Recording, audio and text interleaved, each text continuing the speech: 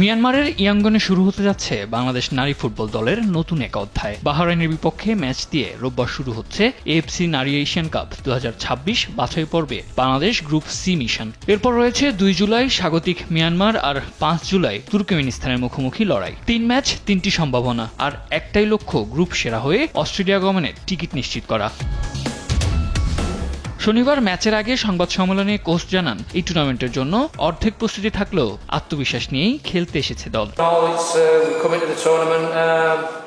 সব মিলিয়ে আমরা এই টুর্নামেন্টে অর্ধেক প্রস্তুতি নিয়ে এসেছি, কিন্তু আত্মবিশ্বাস এবং ইতিবাচক মানসিকতা নিয়ে এসেছি। আমাদের প্রস্তুতি ভালো ছিল।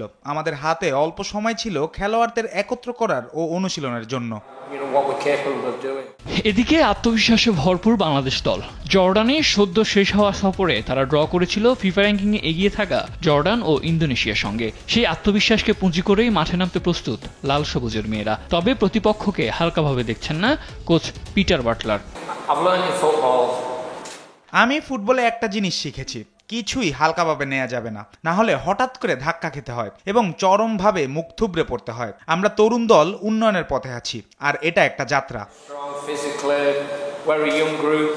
গ্রুপের দ্বিতীয় সর্বনিম্ন র্যাঙ্কিং নিয়েও বাংলাদেশের লক্ষ্য একটাই, শীর্ষ থেকে মূল পর্বে জায়গা করে নেওয়া। কারণ কেবল গ্রুপ চ্যাম্পিয়ন দলই খেলবে 2026 সালের মার্চে অস্ট্রেলিয়ায় হতে যাওয়া মূল টুর্নামেন্ট। দুবারের সাব চ্যাম্পিয়নশিপ বাংলাদেশ নারী ফুটবলাররা এবার এশিয়ার মূল মঞ্চে পা রাখার স্বপ্নে বিভোর। থুবুন্না স্টেডিয়ামে কি দেখা যাবে সেই স্বপ্নের শুরু? উত্তর দেবে 29 জুন।